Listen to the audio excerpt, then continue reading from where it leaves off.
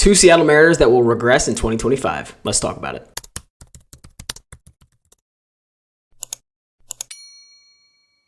So I'm sure some of you guys will call me haters for the 2 people that I'm going to be discussing since they had such solid 2024s. I just think that my biggest concern is they will not be able to keep up that momentum into 2025. Now, of course, my opinions, I'm going to give you guys reasonings behind it, not just going to throw these 2 guys in the fire and tell them to figure it out.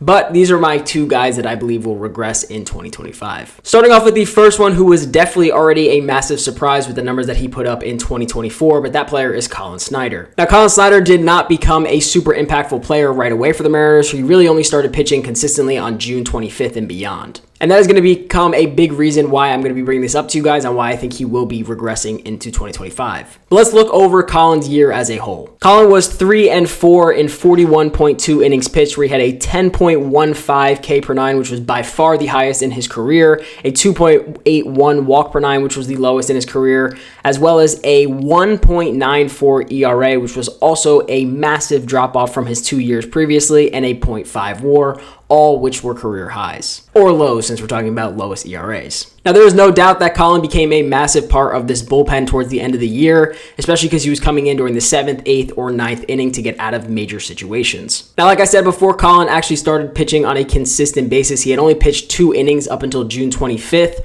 so he didn't really play much of a role for the first 2 to 3 months of the season. But what kind of pitcher does this remind you of? And I'm going to go back to a current Seattle Mariner who just joined in 2023, but this current Mariner I'm talking about is Trent Thornton. And when Trent Thornton came over to the Mariners during that season of 2023, he pitched in 24 innings and had a 2.25 ERA. And even that year as a whole, when he was first with the Blue Jays, he had a 2.01 ERA for that entire season, which was by far the lowest in his career. And as we know, there reached a point where Trent Thornton was being used on a very consistent basis. And as you can see, from 2023 to 2024, he pitched in 31.1 innings in 2023. And then in 2024, he pitched in 72.1, so more than double. And he had a 3.61 ERA. So he's really never able to replicate that really low ERA he had in 2023. And by no means am I saying that Collin Snider will not be an impactful player in the 2025 season. I do think he will be. I just, don't think it will be on as big of a scale as having to use him in the 8th or 9th inning, especially with hopefully Matt Brash coming back a little later in the year and Gregory Santos hopefully being able to start the year off healthy.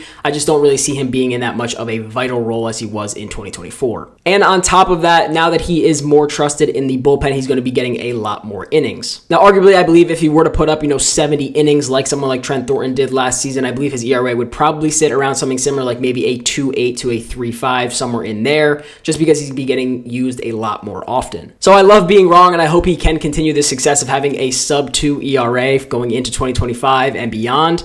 But I think realistically, it is very fair to say that he will regress a decent amount in 2025. Now, let's move into the second player who is a fan favorite, and I am a massive fan of him, but I just kind of want to be realistic about the situation, and my second player is Victor Robles. Now, before all of you guys yell at me, hear me out and where I'm going with this. So as we know, Victor Robles signed an extension with the Seattle Mariners for 2 years, $9.75 million. Now, the reason I bring up his salary is because now he is almost making double of what he did in 2024. So now he's making almost double that contract, which means there's going to be more pressure on him to perform. And as we know, going into the 2025 season, they have enough trust to sit there and say that he will be the everyday right fielder from here on out. But let's also not act like this year was the massive outlier year for Victor Robles. Let's pull up his stats from his entire career. And as you can see, the highest WAR that he ever had in his career was a 3.7, which was back in 2019 when the Nationals won the World Series. But even then, he only put up a 92 WRC plus, a 255 average, and he definitely had the most home runs he's ever had in his career, which was 17. And ever since that season, he had 66, 69, and 65 WRC plus with a -0.2, -0.3, and .4 WAR in those seasons. So arguably from 2019 to this past season, Victor Robles was not really considered that great of a baseball player. Now, we all know these stats, but basically when Victor Robles became a Seattle Mariner on June 4th or 5th,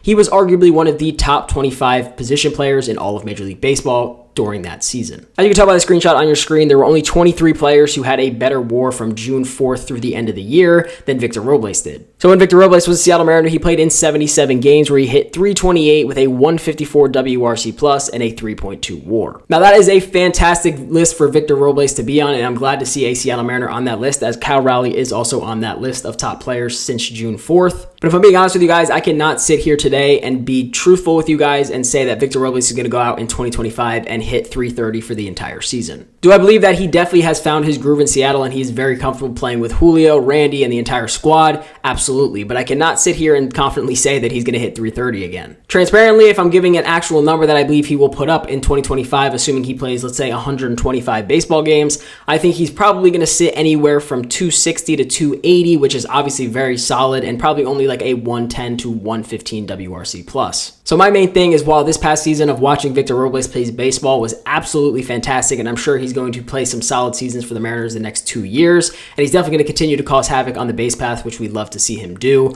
I just think it's very unrealistic to say that he's just going to go out and have a career year in 2025. While he may never post up a WRC plus in the 60s again, which is absolutely brutal, I just don't really think it's realistic to say that he will be a top 25 player in all of baseball for a full season. Now, like I said, I love to be proven wrong, and I hope these guys go out and do absolutely great things for the Mariners. These are just my two assumptions on two guys that I really think will regress after having great years in 2024. Otherwise, please let me know if you guys do agree or disagree, or maybe think of another guy that will regress in 2025. Otherwise, I hope you guys did enjoy the video, and I'll see you guys in the next one.